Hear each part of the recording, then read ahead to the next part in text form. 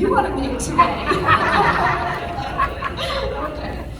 Well, you're both lifelong Democrats and both legendary Democrats in so many ways, and yet you've left the party because you have said that the party has left you, and that's a common refrain.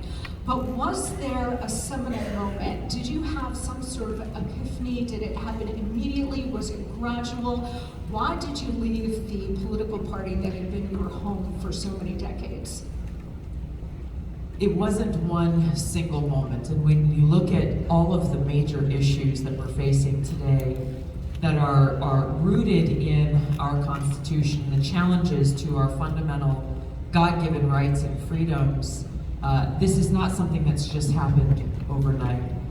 For me, I was a Democrat for over 20 years. I served in Congress for 8 years. I was a vice chair of the DNC for 3 years. I ran for president in the Democratic primary. And throughout that period of time, especially when I was involved in the national level of politics, I started to see more and more firsthand and experience firsthand this erosion of the things that had once attracted me to the Democrat Party in the first place.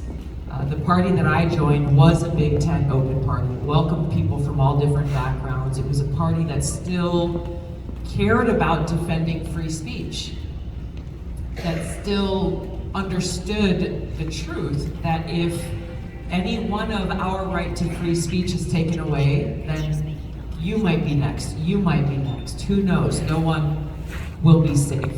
I saw the party that used to have courageous voices and leaders calling for peace now becoming the party of warmongers. Today, as we see Kamala Harris shamelessly embracing and welcoming proudly the endorsement of Dick Cheney and Liz Cheney, Adam Kinzinger, and others who are firmly entrenched in that warmongering uniparty of Washington. It has become the party of war. It used to be the party of working people, especially in my home state of Hawaii. The Democrat Party was rooted in being the champions for the rights and fair pay for working people. When we look on all of these fronts, Democrat Party of today is the exact opposite of what it was. In my different positions holding office, I did my best to try to bring about change and to try to bring the party back to being the party of President John F. Kennedy and Martin Luther King, a party that went beyond race and judged each other by our character.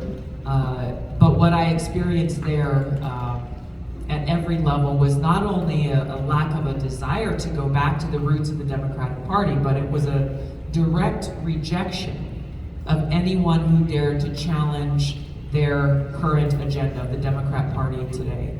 This radical extreme agenda that we've experienced over the last 4 years. And so what I experienced for many years, even as a Democrat in Congress, really began my first year there when I came out publicly and opposed a request that President Obama was bringing to Congress to start another regime change war in the Middle East.